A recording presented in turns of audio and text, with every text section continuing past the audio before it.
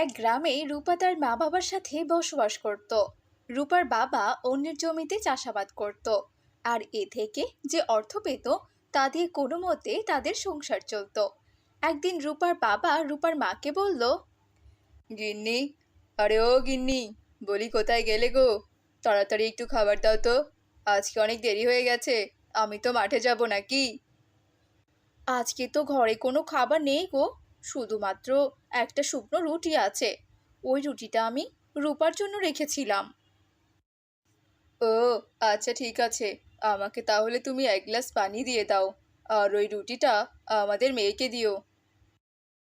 আচ্ছা, একটা কথা বলি, আমাদের মেয়েটাকে তো কোথাও দেখছি না, ও কোথায় গেছে? সকাল থেকে মেয়েটাকে আর বাড়িতে পেলাম না। কোথায় আর যাবে বলো তো? আমাদের বাড়ির আঙিনায় একটা জঙ্গল আছে না, ওখানে যেয়ে হয়তো পশু পাখির সাথে গল্প করে। মনে হয় পশু পাখিদের সাথে গল্প করলে ওর পেট ভরে যায়। ও, তা এ তো বেশ ভালো কথা। এতে তুমি এত রাগান্বিত হচ্ছ কেন? ওইটুকু একটা মেয়ে আমাদের, ও যেটাতে আনন্দ পায় ওকে সেটাই করতে দিও। এমনিতেও অভাবের সংসার, মেয়েটাকে তো ভালোভাবে একটু খেতেও দিতে পারি না। এইসব কথা ভেবে রূপার মা ও বাবা অনেক মন খারাপ করে। এদিকে রূপা জঙ্গলে গিয়ে তার বন্ধুদের সাথে বসে গল্প করছিল। জানিস তোরা, আমার সাথে কেউ মিশতে চায় না। আমার একা একা একটুও ভালো লাগে না। তাই তো আমি সময় কাটাতে শুধুমাত্র তোদের কাছে আসি। ঠিক তখনই একটা তোতা পাখি উড়তে থাকে। পাখিটিকে দেখে রূপা বলে, তোদের এমন খোলা আকাশে উড়তে দেখলে আমার খুব ইচ্ছে করে। ইস, যদি এমন হতো আমিও খোলা আকাশে তোদের মতো পাখনা মেলে উড়তে পারতাম। আহ, তাহলে কতই না ভালো হতো, তাই না রে? রূপার কথা শুনে তোতা পাখিটা বলে উঠল, রূপা, তুমি হয়তো জানো না, তুমিও আমাদের মতো উড়তে পারবে, আর তোমার কাছে তো অনেক ক্ষমতা রয়েছে। তোতা পাখির কথা শুনে রূপা হাসতে থাকে। তুই যে কি বলিস না, আমি কিভাবে উঠতে পারবো? মানুষ কন্যারা কি কখনো উঠতে পারে? আমি শুনেছি শুধুমাত্র পরীরা আকাশে উঠতে পারে। তা তো আমি জানি না, কিন্তু আমার মন বলে তুমিও উঠতে পারবে। বাদে তো তোর রহস্যময়ী কথা। সে কোন সকালে আমি এখানে এসেছি, মা মনে হয় আমার জন্য খাবার নিয়ে অপেক্ষা করছে। আজকে আমি গেলাম রে, কালকে আবারও আসবো তোদের এমন রহস্যময়ী গল্প শুনতে। এরপর রূপা সেখান থেকে চলে যায়। তখনই সেখানে একটা নীলপরী আসে আর বলে, আমার সোনা, তোকে আমি হারিয়েছি আজ 14টি বছর পেরিয়ে গেল, তবুও কিনা আমি তোর দেখা পেলাম না। কিন্তু আমার মন বলছে একদিন না একদিন আমি তোর দেখা ঠিক পাবো, আর তুই আশেপাশে কোথাও রয়েছিস। কিন্তু আমি তোকে উপলব্ধি করি কিন্তু আমি তোকে উপলব্ধি করতে পারি। এখানে আসলে আমার মনে হয় তুই আমার খুব কাছেই আছিস। এরপর নীলপরি কাঁদতে লাগলো। তখনই তোতা পাখি তার সব কথা শুনে ভাবল, আমার গণনা কখনোই ভুল হতে পারে না। আমি যেটা বুঝতে পেরেছি সেটাই তো আমি রূপাকে বোঝাতে পারছি না। আমি নীলপরীর কাছে গিয়ে বরং সব ঘটনা খুলে বলি। এরপর তোতা পাখিটি নীলপরীর কাছে যায় আর তার সাথে বেশ কিছুক্ষণ কথা বলে। পরের দিন রূপা মন খারাপ করে সেখানে এসে বসে থাকে। একে কি রূপা, তোমার কি হয়েছে? আজকে এত আনমনা হয়ে আছো যে? কেউ কি তোমাকে কোনো কিছু বলেছে? না, আমার কেউ কিছু বলেনি, কিন্তু আমার বাবার জন্য আমার খুব খারাপ লাগছে। তোরা জানিস, আমার বাবা মাঠে গিয়ে কড়া রোদের মধ্যে কত পরিশ্রম করে। খেয়ে না খেয়ে এত পরিশ্রম করেও আমার বাবা তেমন মূল্য পায় না। সবাই আমার বাবাকে ঠকিয়ে কাজ করিয়ে নেয়। এদিকে আমাদের ঘরের অবস্থা যে খুব খারাপ। মা বলছিল যদি এবার বর্ষার আগে আমরা ঘর ঠিক করতে না পারি তাহলে ওই কুঁড়ে ঘরে পানি ঢুকবে। আর তখন তো মা বাবা অসুস্থ হয়ে পড়বে।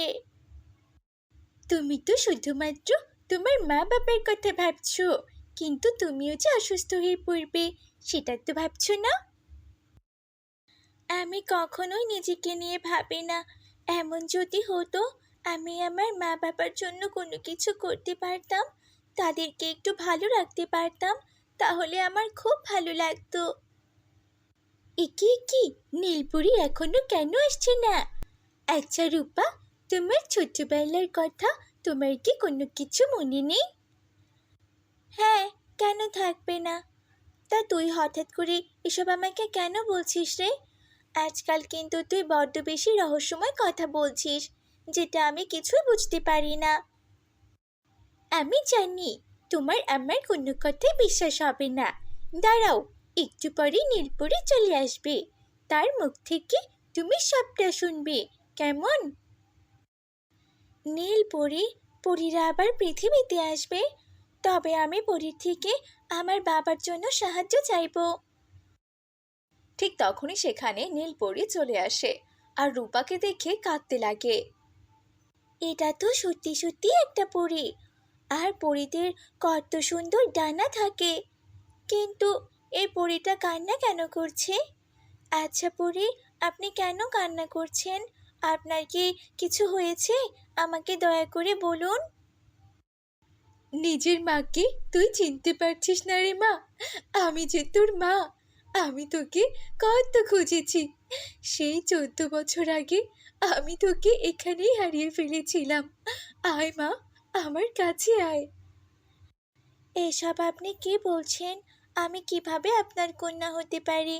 আমি তো এক গরিব কৃষকের কন্যা।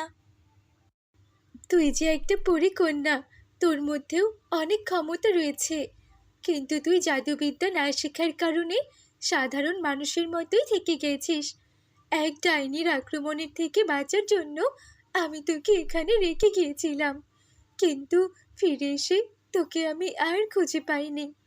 চল মা, তোকে নিয়ে আমি পরিরাজ্যে চলে যাই। সেখানে তোর জন্য সবাই অপেক্ষা করছে, আর তোর বাবাও রয়েছে সেখানে। আমাকে আপনি ক্ষমা করবেন। আপনার কথা যদি সত্যি হয়েও থাকে, তবুও আমি আমার গরিব মা বাবাকে ছেড়ে কখনোই আপনার সাথে যেতে পারবো না।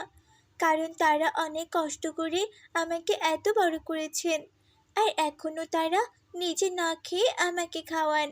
তাই তো এমন মা বাবাকে ছেড়ে আমি কখনোই পরিরাজ্যে থাকতে পারবো না। রূপার কথা শুনে নীলপরি হাসতে হাসতে বলে, সত্যি তুই একদম তোর বাবার মতো হয়েছিস রে মা। তোর বাবাও নিজের কথা না ভেবে সব সময় অন্যের কথা ভাবতো। আমি বুঝতে পেরেছি তুই তোর কৃষক মা বাবার কাছে খুব ভালো থাকবি, কিন্তু আমি তোকে মাঝে মাঝে পরিরাজ্যে ঘুরতে অবশ্যই নিয়ে যাব। আর তোর যাতে এখানে কোনো কষ্ট না হয় আমি তার ব্যবস্থাই করব এখন। চল মা। নীলপরির কথায় রূপা অনেক খুশি হলো। এরপর নীলপরীকে নিয়ে রূপা তাদের বাড়ির সামনে চলে গেল। তখন নীলপরি জাদু করে সেখানে খুব সুন্দর একটা জাদুর ফুলের বাড়ি তৈরি করলো আর রূপাকে বলল, মা রূপা, পরীরা পরীরাজ্যে তুই এমনই এক ফুলের বাড়ির মধ্যে থাকতিস, তাই আমি এখানেও তোর জন্য একটা ফুলের বাড়ি তৈরি করে দিলাম। এই ফুলের বাড়ি থেকে তুই যা চাইবি ফুলের বাড়ি তোকে তাই দেবে। তাই তো তোর এখানে আর কোনো কিছুর কষ্ট হবে না রে মা। তোমাকে অনেক অনেক ধন্যবাদ পরিমা। এরপর নীলপরি হাসতে হাসতে বিদায় নিল। পরীর দেওয়া সেই জাদুর ফুলের বাড়ি দেখে রূপা খুব খুশি হলো। তারপর সে তার গরিব মা বাবাকে নিয়ে সেই বাড়ির মধ্যে প্রবেশ করলো। আর সেই বাড়ির মধ্যে প্রবেশ করে তারা নিজের চোখে যেন বিশ্বাসই করতে পারছিল না, কারণ সেই ফুলের বাড়ির মধ্যে ছিল তাদের প্রয়োজনীয় সব কিছু। এরপর থেকে আর কখনোই রূপার গরিব মা বাবাকে কোনো কিছুর জন্য কষ্ট করতে হয় না। সেই ফুলের বাড়ি তাদের সকল চাহিদা পূরণ করে। আর এদিকে রূপা মাঝে মধ্যেই তার পরিবারের সাথে দেখা করতে যেত। এইভাবে রূপা হাসি আনন্দে তার জীবন কাটাতে থাকে।